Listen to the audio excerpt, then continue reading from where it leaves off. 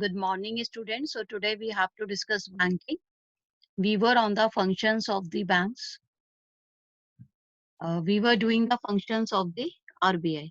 In this, we had already done the first two functions, issuing authority or bank of issue or the banker to the government. We had discussed all the points. So functions of the RBI, functions of the Reserve Bank of India. Now today we'll discuss the next functions of the RBI. Next function I'll write under the number 3 now. Okay, because we have already discussed the first two functions. Third function is bankers bank, bankers bank and supervisor.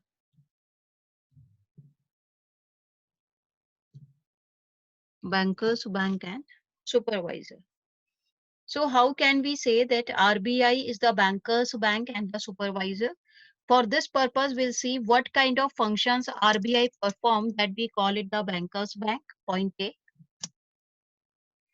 Custodian of the cash reserve. Custodian of the cash reserves. First of all, the question arises, what do we mean by this cash reserves? Okay. We can take some example for this. Suppose your parents give you the pocket money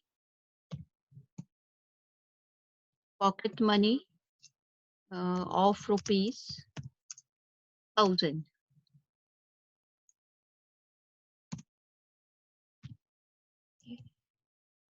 But on the condition that out of these 1,000, the 20%, we consider 20%, 20% you will keep reserve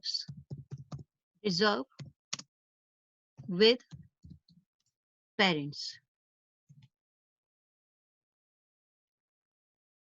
It means out of 1,000 for your expenditure to maintain your spendings, you had with yourself only 1,000 minus 20%. 20% of 1,000 would be 200 rupees. So 1,000 minus 200 and it would be equal to 800 rupees. So you have only 800 rupees to maintain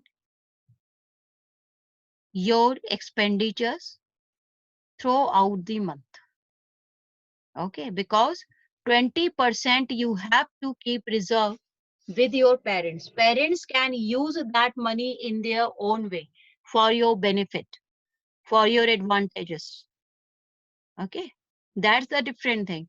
But you have to keep it reserved with your parents and you have to maintain your expenditure only out of the rupees 800.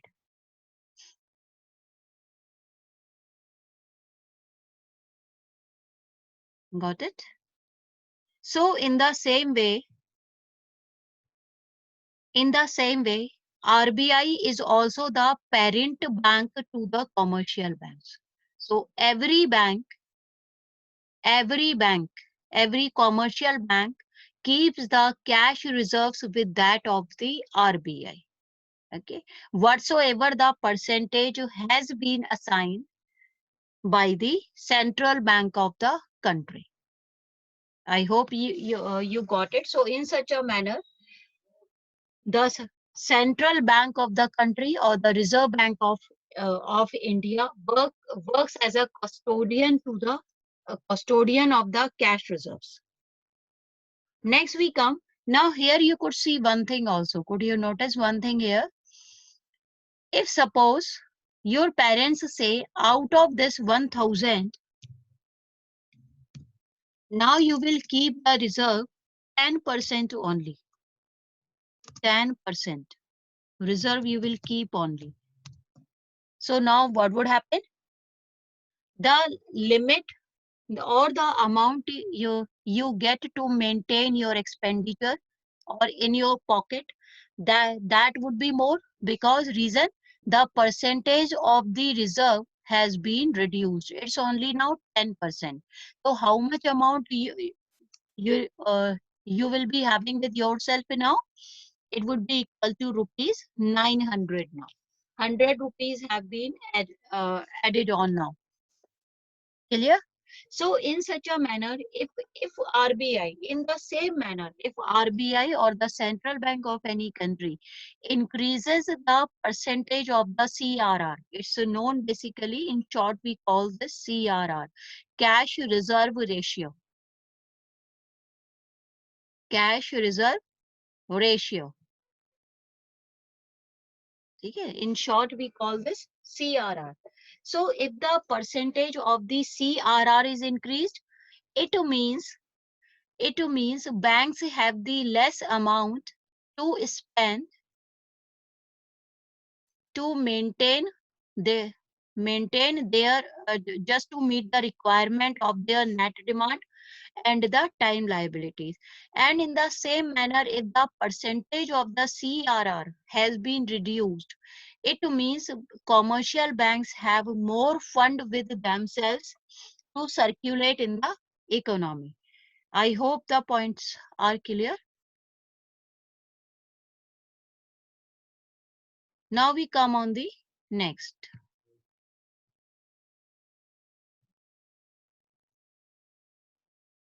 Point B.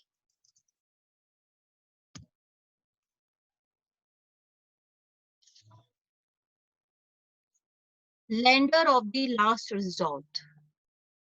Lender of the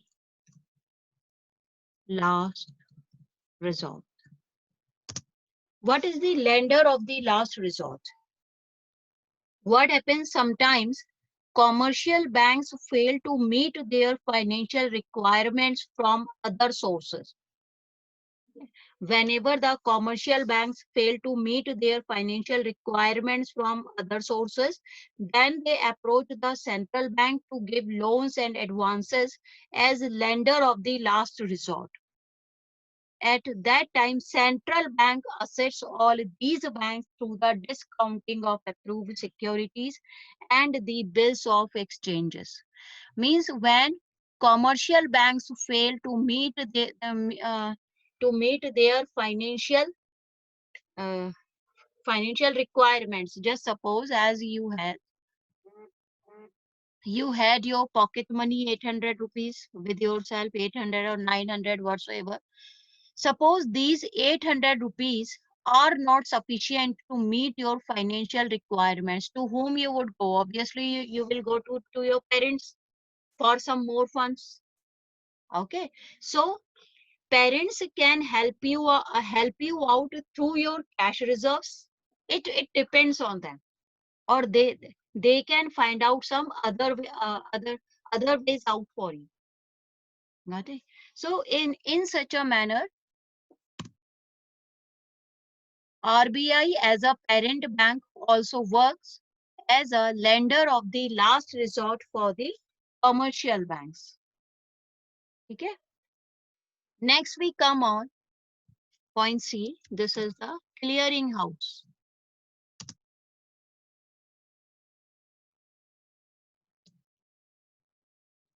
Clearing house. How does the RBI functions as a clearing house for the commercial banks? And we are saying that they are the bankers' bank, obviously. So the central bank holds the cash reserves of all the commercial banks. So it becomes easier and more convenient for them to act as their clearing house. So the central bank can easily settle claims of various commercial banks against each other by making debit and credit entries into their accounts. Okay, so they work as a clearing house also. If there any liabilities are there, if some claims have been left unsettled by any of the commercial banks against the other commercial banks, then what happens? Thus, the RBI, Reserve Bank of India or the central bank works as a clearing house for the commercial banks. Here we'll discuss some topic NPA, non-performing assets, but we'll discuss that later on. Okay, because along with that topic, I'll explain you the